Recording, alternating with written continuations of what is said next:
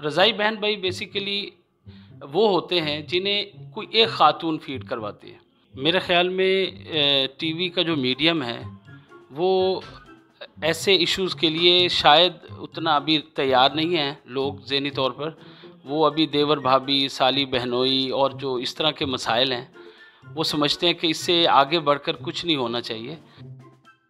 अस्सलाम वालेकुम, मैं हूं रेहान हैदर और आप देख रहे हैं डिजिटल रंग। नाज़रीन, इस वक्त मेरे पास एक ऐसी शख्सियत मौजूद हैं जिनके कलम से लिखे गए अल्फाज देखने और सुनने के बाद ना सिर्फ पाकिस्तान बल्कि हमसाया मुल्क भारत में भी वावेला सा मचा हुआ है। खलीलुर रहमान साहब, इन्होंने एक ड्रामा लिखा हम टीवी के लिए, जुदा हुए कुछ इस तरह। रज़ाई बहन भाई की इन्होंने शादी करवा दी है, तो हर तरफ यही शोर मचा हुआ। इनसे जानते कि ये क्या मामला हैं। अस्सलाम वालेकुम। वालेकुम सलाम। सर, कैसे हैं आप? अल्हम्दुलिल्लाह, अल्लाह का शुक्र। सर, आपका नाम खलीलुर रहमान और आपने ये खलीलुर रहमान कमर साहब से इंस्पायर होकर रखा है? नहीं, मेरा नाम खलीलुर रहमान है और ये बहुत पहले से है। खलीलुर रहमान साहब ने बहुत बाद में लिखना शुरू किया है। तो लेकिन ये है कि मैं जो लिखता हूँ, कलमी नाम जो है वो के रहमान है। तो अब तक जितने भी ड्रामे चले हैं वो सब के रहमान के नाम से ही चले हैं। इस ड्रामे में बहरहाल एक गलतफ़हमी पैदा हो गई लोगों को कि शायद ये खलीलुर रहमान कंवर साहब ने लिखा है। तो मैं आपके तवज्जुह से ये क्लियर भी करना चाह रहा हूँ कि ये ड्रामा उन्होंने नहीं लिखा। लिहाजा जो भी आवाम का गुस्सा है वो उनकी तरफ नहीं जाना चाहिए। जो भी आप तारीफ़ करना चाहें या तनकीद करना चाहें, दोनों सूरतों में इसका ज़िम्मेदार मैं हूँ। सर, मुझे बताइएगा, ये बहुत सेंसिटिव और पेचीदा मसला है, आप क्यों ऐसा मसला लेकर टीवी पे आए? मेरे ख़्याल में टीवी का जो मीडियम है वो ऐसे इश्यूज़ के लिए शायद उतना अभी तैयार नहीं हैं लोग ज़हनी तौर पर। वो अभी देवर भाभी, साली बहनोई और जो इस तरह के मसाइल हैं, वो समझते हैं कि इससे आगे बढ़कर कुछ नहीं होना चाहिए। तो जिस तरह आपने कहा ये एक सेंसिटिव इशू है, तो मेरे ख़्याल में सेंसिटिव इश्यूज़ को थोड़ा बहुत टीवी पर पेश करना चाहिए ताकि लोगों में थोड़ी-सी अवेयरनेस भी पैदा हो और उनको हमारे मज़हब के जो शरई मसाइल हैं, उनसे भी आगाही मिले। मेरा यही एक मानना था कि मैं बहुत सारे लोगों से जब डिस्कशन होती थी तो हमारी जो नौजवान नस्ल है ख़ास तौर पर, वो इस मसले से ही वाकिफ़ नहीं है।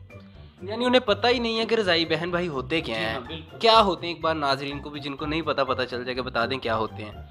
रज़ाई बहन भाई बेसिकली वो होते हैं जिन्हें कोई एक ख़ातून फ़ीड करवाती है। कोई एक औरत जो है, अगर वो 2 बच्चों को, जो कज़न्स हैं या कुछ भी हैं, अगर उनको फ़ीड करवाती है तो वो रज़ाई बहन भाई बन जाते हैं और उनकी शादी नहीं हो सकती। तो ये बहुत सिंपल सा मसला था जिसे बहुत पेचीदा बना दिया गया। तो मेरे ख़्याल में जो लोग ड्रामा रेगुलर देख रहे हैं, जिन्होंने देखा है, तो वो अब समझ चुके होंगे कि रज़ाई बहन भाई कौन होते हैं। तो आप खुद ही कह रहे हैं कि उनका निकाह नहीं हो सकता, तो आपने क्यों करवाया? देखिए आपने शायद अभी वो सिर्फ प्रोमो ही देखा है जो चल रहा है। सबने वही देखा, वो देख के आगे देखने की हिम्मत ही नहीं हो रही। लोग कह रहे हैं पैमरा से रिक्वेस्ट है, इसे बैन कर दिया जाए, बंद कर दिया जाए, ऐसे हो जाए, ऐसे हो जाए। तो इसीलिए हम आपके पास हाज़िर खिदमत हुए कि बताएं क्या मामलात हैं। देखिए इसमें ऐसा है नहीं जो प्रोमो में नज़र आया। प्रोमो जो है ना वो एक बहुत ही शॉर्ट वर्जन होता है जो 30 सेकंड का। उसमें कुछ ऐसी चीज़ें दिखाई जाती हैं जिससे थोड़ी सी अट्रैक्शन बढ़े।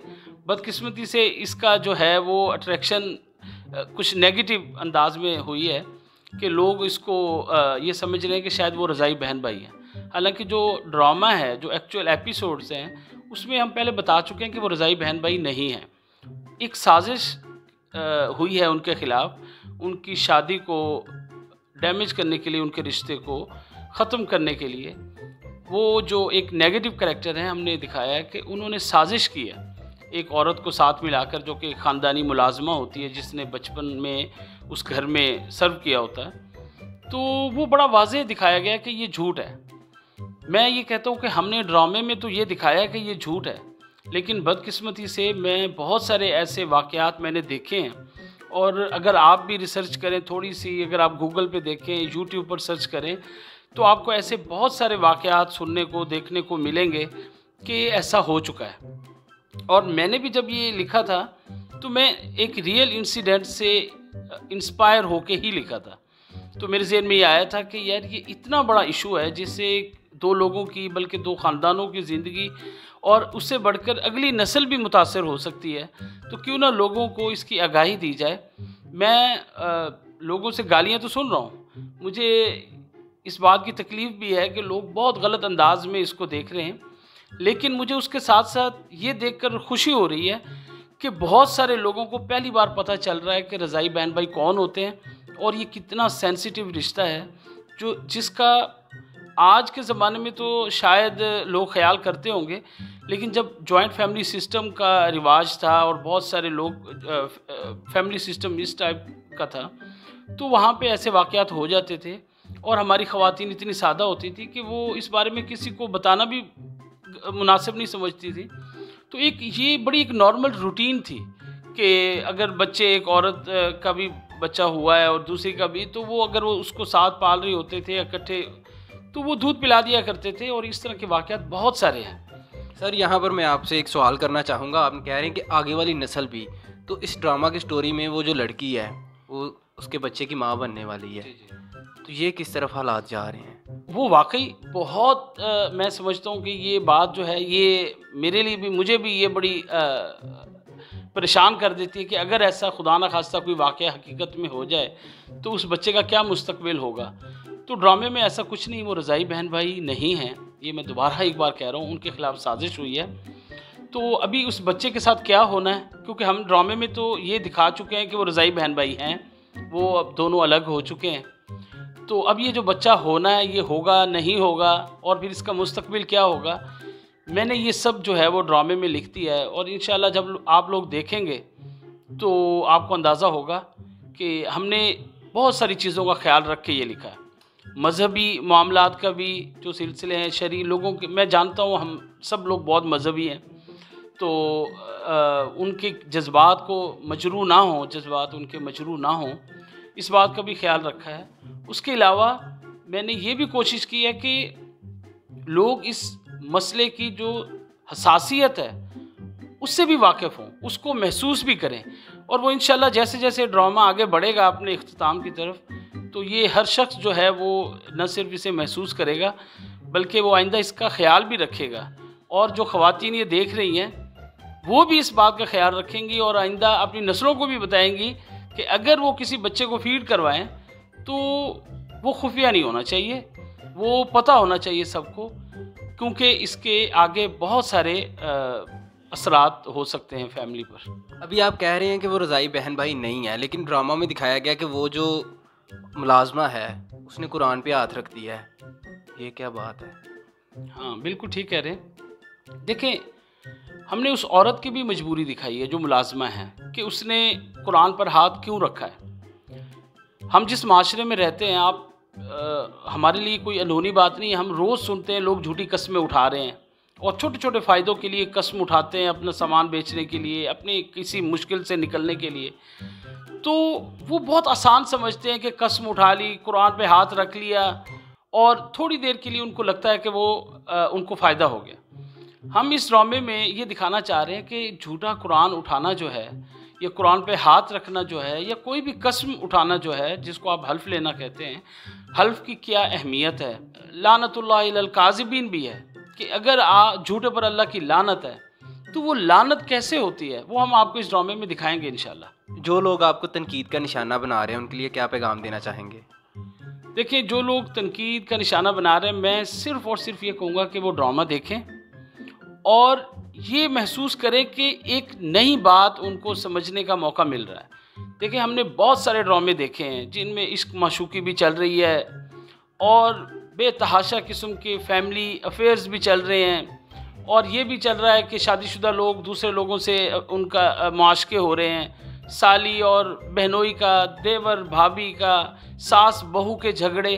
अगर उन सब में आपको एक ऐसा ड्रामा देखने को मिल रहा है जिसमें ऐसी कोई बात नहीं है, अगर लोग कहते हैं ना रेटिंग के लिए ड्रामा लिखा जाता है, तो रेटिंग के लिए ड्रामा लिखना दुनिया का सबसे आसान काम है, बल्कि उसको लिखने के लिए किसी राइटर की ज़रूरत ही नहीं है, किसी राइटर की ज़रूरत नहीं है। अगर आपने रेटिंग के लिए ड्रामा लिखवाना है, वो कोई भी लिख सकता है।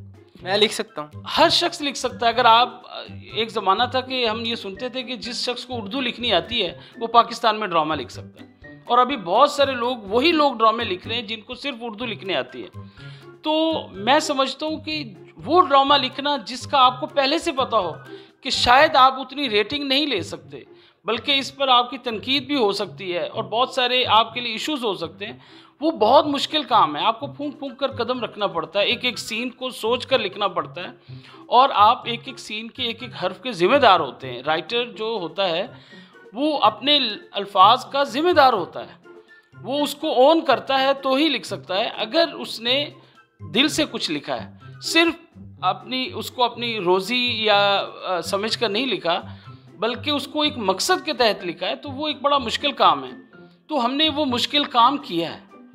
हमें यकीन करें कि हम वो रेटिंग नहीं ले रहे जो दूसरे ड्रामे ले रहे हैं, और ये बात कोई मुश्किल नहीं है, ये मैं पहले से जानता था कि शायद ऐसा ही होगा।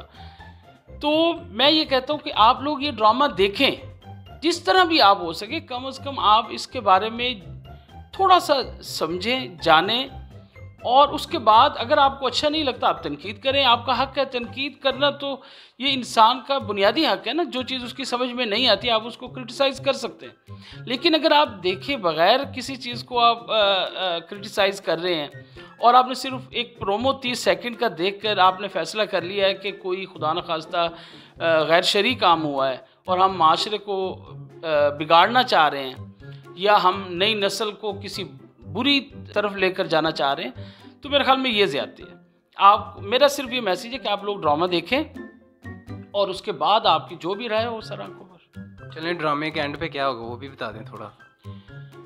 मैं ये कहूँगा कि ड्रामे का एंड तो मैं नहीं बता सकता, क्योंकि ये मेरी थोड़ा सा बता दें, कुछ नहीं होता। नहीं, इसमें कुछ मैं नहीं बता सकता अभी, लेकिन मैं आपको एक बात कह रहा हूँ कि हम आपको सरप्राइज़ करेंगे। ये व्हाट्सएप पे बता दीजिएगा। हाँ, व्हाट्सएप पे मैं आपको बता दूंगा, लेकिन मैं शायद ना बताऊं, माजरत है। लेकिन ये है कि आपको मैं ये ज़रूर कहूँगा कि आपको एक रूटीन वाला एंड देखने को नहीं मिलेगा।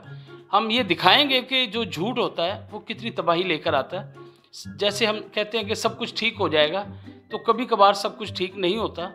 तो बहरहाल देखते हैं अब क्या होता है।